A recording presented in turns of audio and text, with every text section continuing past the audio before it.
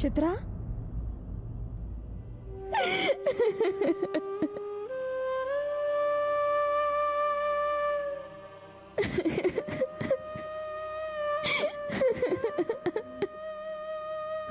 चित्रा शांत हो. हे बघ तुझं रडू थांबव बघू आधी. शांत हो. हे बघ चित्रा, आम्ही तुला काही प्रश्न विचारणार नाही आहोत. आपण आधी सरळ घरी जाऊया. चल. मी नाही येणार. मला मरून जाऊ दे. चित्रा चित्रा, तुझ्या आयुष्यापेक्षा दुसरं काही मोठं नाहीये. ना मनोज ना त्याचा इगो. तुला असं दुःखी करण्याचा त्याला काही अधिकार नाहीये आणि त्याच्यासाठी स्वतःच्या आयुष्याची होळी करण्याचा तुलाही काही अधिकार नाही. कळलं? चुपचाप घरी चल. मला काही ऐकायचं नाहीये. मेघना. चित्रा चल.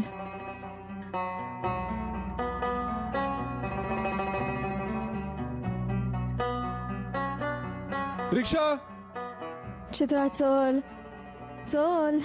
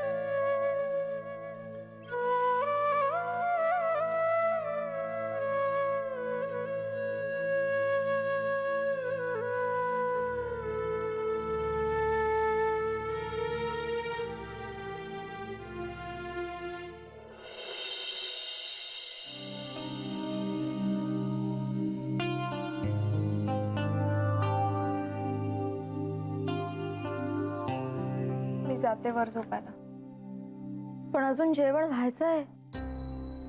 आणि तू पण आमच्या बरोबर जेवणार आहेस मुकाट्याने. आपण तिघे एकत्र जेवू आणि त्यानंतर तू इथेच झोप मेघना सोबत. पण आता पणबिण काही नाही. पण घरात सगळेजण झोपलेले आणि आपल्याला त्यांची झोपमोड करायची नाहीये. हो, त्यामुळे आजची रात्र तू इथेच झोप माझ्याजवळ. उद्याचं उद्या बघू. तुम्ही दोघं किती करताय माझ्यासाठी. चित्रा, आता जर का रडलीस तर खूप मार खाशील.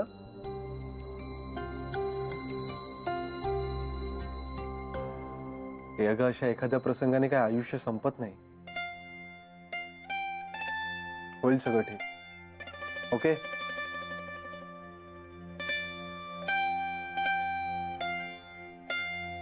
गुड. थँक्यू आदित्य. अरे चला आता जेवणाची तयारी करूया. या पटकन.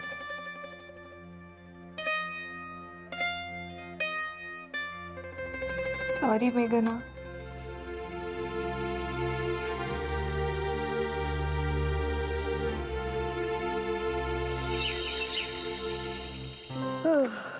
समर्थाची या सेवका वक्र पाहे असा सर्व भूमंडळी कोण आहेस तू? चला कळलं. अरे अगं बाई, हा इथे का झोपला असा? दोघात भांडण झालं की काय? आदित्य, का रे इथे का झोपलायस? दोघं भांडलात की काय पुन्हा? अगं नाही नाही तसं काही नाहीये. मग काय झालंय? सांगतो, सगळं सविस्तर सांगतो. काल रात्री आम्ही गेलो होतो ना आई बाबांना सोडायला, हम्म. तर परत येताना आम्हाला चित्र दिसली. आम्हाला धक्काच बसला. त्या मनोजने तिला एवढ्या रात्री घराबाहेर काढलं होतं, म्हणून आम्ही तिला घेऊन आलो घरी. त्या दोघे आज झोपल्यात म्हणून मी बाहेर झोपलोय. अगं बाई, काय सांगतोस काय रे? हे मनोजचं जरा अतिच होत चाललंय हा आता. अगदी हद्द पार केली या माणसानं. आणि हा कोण घरातून बाहेर काढणारा? घर दोघांचं आहे म्हणावं. आणि रात्री अपरात्री असं बायकोला घराबाहेर काढायचं म्हणजे काय हो? शी. म्हणून मी तिला सांगत होतो, जरा धीर धर, त्याला येऊ दे, माफी मागू दे, सन्मानाने तिला घेऊन जाऊ दे. तिने ऐकलं नाही. त्या गुंता वाढून बसला. नवरा बायकोतलं भांडण सोडवणं म्हणजे खूप नाजूक काम असतं का? बघूया आता काय होतंय. जायचं ना वॉकला? हो चल. तू आज जाऊन झोप हवं तर. कठीण रे देवा, काय ह्यांचे संसार.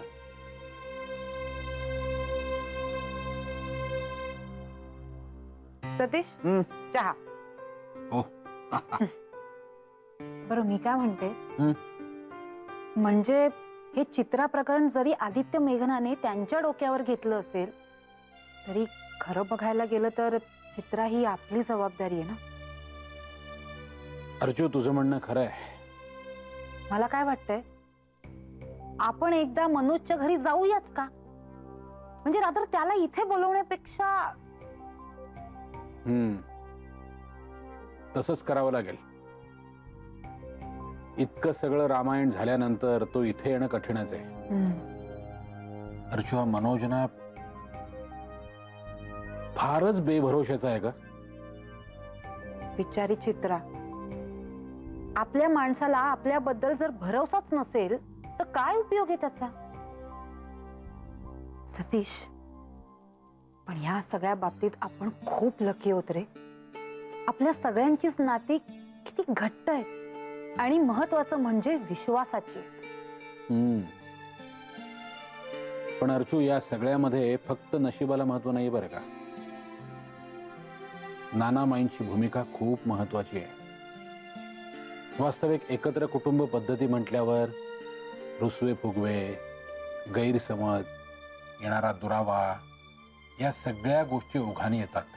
पण नानामाईंनी या कुठल्याही गोष्टीला आपल्या घरामध्ये कधीच थारा मिळू दिला नाही. पण सतीश, मला काय वाटतं माहितीये, चित्रा मनोजच्या लग्नानंतर ना त्या दोघांना इथे देसाई वाडीतच ठेवायला हवं होतं आपण, आपल्या डोळ्यासमोर. म्हणजे हे असं काही झालंच नसतं ना. अजूनही आपण त्यांना इथे आणू शकतो का? विचारूया एकदा. अर्जू, किती भोळी आहेस ग तू. दुर्दैवानं ती वेळ गेली. आता तो मनोज इथे येऊन राहण्याच्या मनस्थितीत नाही. आता त्याच्या डोक्यात जेव्हा प्रकाश पडेल तेव्हाच हे सगळं शक्य आहे. काही नाही, त्याच्या डोक्यात आपोआप प्रकाश पडणार नाहीये, रादर तो आपल्याला पाडावा लागणार आहे. मला तर कधी कधी वाटतं ना की सरळ त्या मनोज समोर उभं राहावं आणि त्याच्या दोन काना खाली वाजवाव्यात आणि टाळ्यावर आणावं त्याला. नेमकं तेच करायचं नाहीये मला, म्हणून मी थोडा लांब आहे. नाहीतर तुला माझा स्वभाव माहितीये, मारामारी झाली असते. मारामारी पण हे आदित्य आणि मेघना ना त्यांच्याशी खूप मऊपणे वागतात रे, आणि स्पेशली ना त्या मनोजशी. अगं पण अर्चू, आता तसंच वागायला हवं. मनोजचं डोकं फिरलंय ना, मग आपण शांतच राहायला हवं.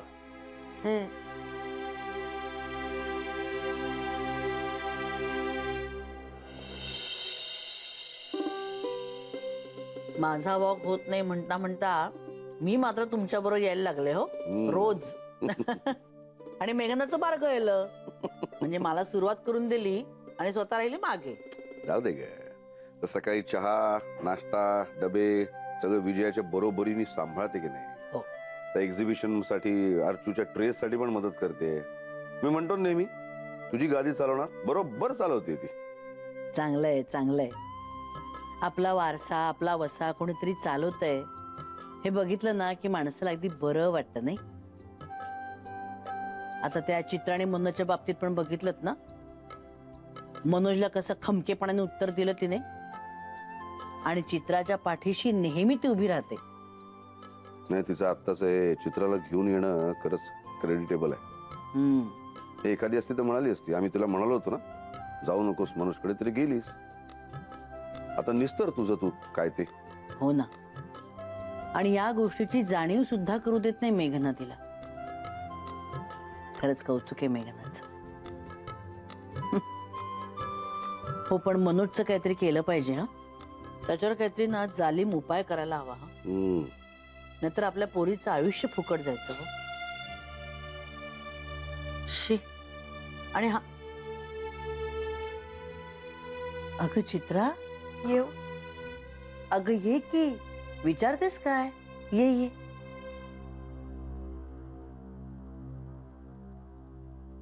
तुम्ही म्हणत होता परत जाऊ नकोस, तरीही मी गेले नाना. चुकलं माझं. चुकलं तर आहेच.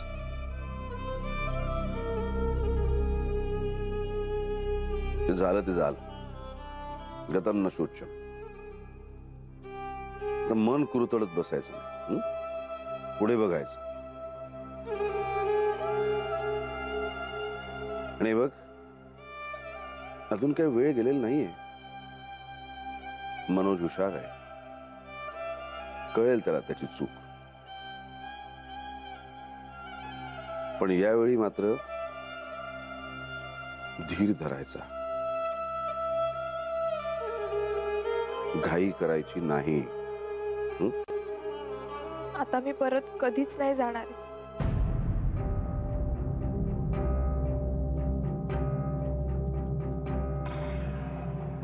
आमच्यात जे काही होतं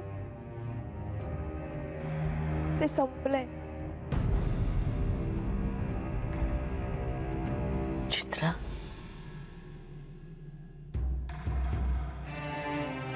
अगं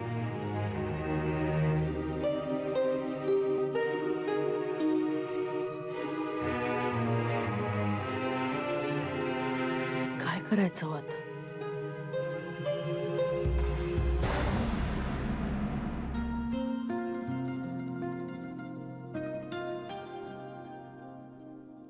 गुड मॉर्निंग. अरे वा, झाला चहा? हो, बरं ठीक आहे. चला मग मी आता भाजी चिरायला घेते. हा मेघना, हा, तू आधी इकडे ये जरा. आले. काय होत आहे? अगं, चित्राने आज सकाळी उठून सगळा स्वयंपाक करून ठेवलेला आहे. काय? अगं चित्रा, बरी आहेस ना तू? थँक्यू. कळलं मला तुझ्या मनात काय येत आहे. प्लीज असा वेडेपणा नको करूस. नेहमी इथे असताना वागायचीस ना तशीच वाग. दडपण नको घेऊस. नेहमीची गोष्ट वेगळी होती मेघना, आता सगळंच बदललंय.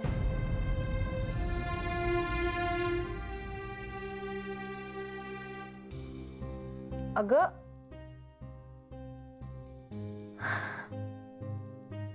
तिला असं वाटतंय की आपण या घरावर भार बनून राहतोय. वाटू शकतं तिला तसं. आणि तुला सांगू का, आपण तिला कितीही समजावण्याचा प्रयत्न केला ना की असं नाहीये, तरी नाही पटणार तिला ते. शिवाय तिला एकदम रिकाम पण आलाय. एक तर तिला नोकरीची सवय झाली होती आणि कितीही जवळचं म्हटलं तरी आपल्या घरातून बाहेर पडून दुसरीकडे राहायचं म्हणजे शरमल्यासारखं होतच असणार. आणि हा प्रॉब्लेम काही लवकर सुटेल असं वाटत नाहीये मला.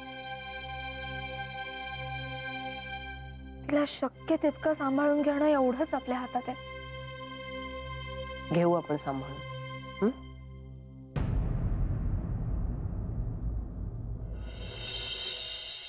थोडे दिवस ना तिला जसं हवं तसं जगू दे. काय सगळेच जर का सूचना द्यायला लागले ना तर प्रॉब्लेम होईल. पण असं कसं रे तो मनोज, आत्ता आत्ता लग्न झालंय ना, एवढं टोकाला जायची काही गरज होती का? विजय, नवरा बायकोच्या प्रत्यक्षात काय असतं ना हे ब्रह्मदेवालाही कळत नाही. आणि मी बघितलंय, नवरा बायको जगासमोर जसे असतात ना तसे ते एकमेकांशी प्रत्यक्षात नसतात, वेगळेच असतात. खरंय तुझं अमित. त्यामुळे आपण बाहेरच्या इमेजवरून त्यांना जज करायला जातो, पण प्रत्यक्षात काहीतरी वेगळंच असतं. इन शॉर्ट, चित्राला आता कुठलाही उपदेश किंवा कुठल्याही सूचना करू नका. त्यांचं त्यांना समजू देत, जरा काळ जाऊ देत, जरा धूळ शांत झाली ना की त्यांचं त्यांना कळेल आणि आपोआप काहीतरी सोल्युशन मिळेल. हो रे, आणि दुसऱ्यांनी समजावून कळण्यापेक्षा स्वतःला उमजून बदलणं जास्त बरं आहे. आणि काय तुझ्या त्या एक्झिबिशनच्या कामामध्ये जरा ती पण थोडीशी बिझी राहील. बरं हा विजय, त्या सँडीज, ते बॅकड्रॉप, पिशव्या, तोरणं हे सगळं घेऊन आज दुपारी एक माणूस येईल. त्याच्याकडनं सगळं चेक करून घे आणि पेमेंट मी केलेलं आहे. थँक्यू अमित. बरं, डबा रेडी आहे ना? हो, आज ना मला फक्त डबा रेडी करायचंच काम होतं. सगळा स्वयंपाक चित्रानेच केलाय. बरं, चल भरते मी तुझा डबा. हा.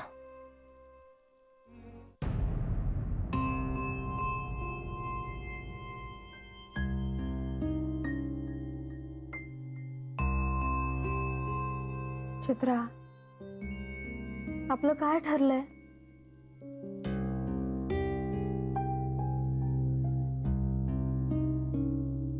सॉरी,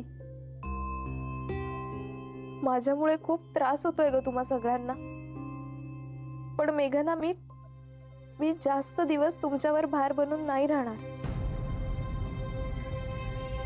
छोटी मोठी नोकरी शोधायला आजच सुरुवात करणार आहे आणि हळूहळू राहण्याची सोय बघेन. तुझ्या विचारात चूक नाही, पण आत्ताच इतक्या टोकाचा विचार करायची गरज नाहीये चित्रा. मला ठाऊक आहे की मनोज तुझ्याशी खूप विचित्र आणि चुकीचं वागलाय.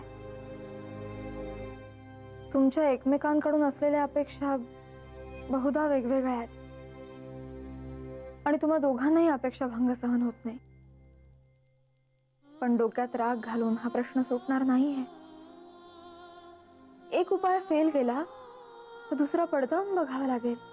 पण मेघना, मी किती प्रेमाने, मनात काहीही न ठेवता त्याच्याबरोबर जुळवून घेण्यासाठीच गेले होते ना ग परत. आणि तो कसा वागला माझ्याशी. मला नकोय आता हे सगळं. नाही चित्रा, तेव्हा लग्न करायची घाई केलीस, आता मोडायची घाई करू नकोस. थोडा वेळ जाऊ दे. आमच्यातलं प्रेम संपलंय मेघना. आता कशालाच अर्थ नाही.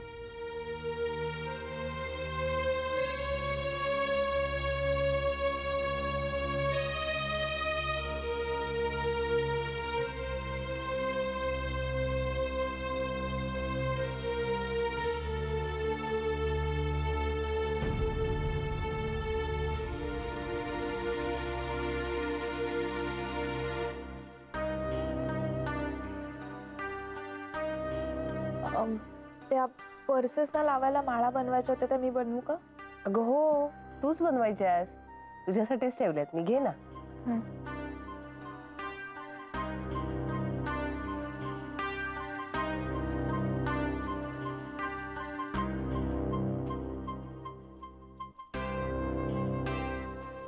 ताई, हा, अमित दादांनी सांगितलंय ना आपल्याला त्या सुगंधी मेणबत्त्या स्टॉलवर लावूया म्हणून.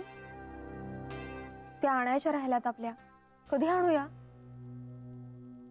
आणि हो, त्या पर्सेसना चेन लावायचं पण राहिलंय, ते पण करायचंय. अगं हो, तुम्हाला सांगायचंच राहिलं. आपला एक नेहमीचा माणूस आहे. मी काय करते, पर्सेस बनवून झाल्या ना की त्याला फोन करते. मग तो येतो, सगळ्या पर्सेस घेतो आणि पर्सेसना चेन लावून आणून देतो. आणि मेणबत्त्यांचं मात्र आपल्याला ना प्रॉपर दुकानातूनच घ्यायला लागते. कारण खरं तर मला मेणबत्त्या शिकायच्या होत्या, पण आता तेवढा वेळ नाहीये ना, घाई होईल. पण पुढच्या एक्झिबिशनला मात्र आपण स्वतः मेणबत्त्या कशा बनवायच्या ते शिकायचा आणि आपल्या मेणबत्त्या लावायच्या.